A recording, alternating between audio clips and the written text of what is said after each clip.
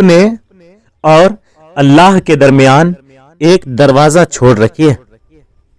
ایک مرتبہ سہیل بن عمر اور ان کی اہلیہ سفر کر رہے تھے۔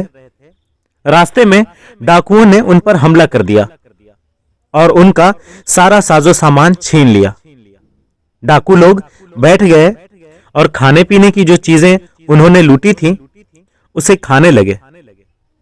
سہیل بن عمر کو پتا چلا کہ ڈاکوؤں کا سردار ان کے ساتھ نہیں کھا رہا ہے، تو سہیل بن عمر نے اس سے کہا، کیا بات ہے کہ تم ڈاکوؤں کے ساتھ نہیں کھا رہے ہو؟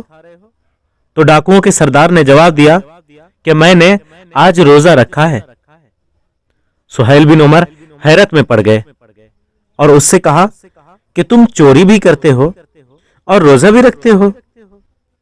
تو ڈاکوؤں کے سردار نے کہا کہ میں نے اپنے اور اللہ تعالی کے درمیان ایک دروازہ چھوڑ رکھا ہے، اس امید پر کہ کسی نہ کسی دن میں اس سے داخل ہو جاؤں گا اور میرا بیڑا پار ہو جائے گا۔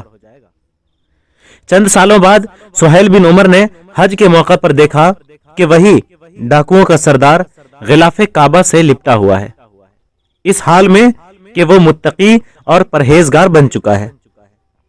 سہیل بن عمر نے دیکھتے ہی اسے پہچان لیا۔ وہ کہنے لگا کہ اے سہیل، شاید تمہیں نہیں معلوم، جو اپنے اور اللہ تعالی کے درمیان ایک دروازہ چھوڑ دیتا ہے تو وہ کسی نہ کسی دن اس سے داخل ہو جاتا ہے اور اس کا بیڑا پار ہو جاتا ہے۔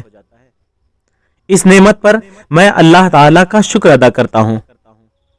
تو اے لوگو، اگرچہ تم گنہگار ہو لیکن اپنے اور اللہ تعالی کے درمیان تمام دروازے بند کرنے سے بچو۔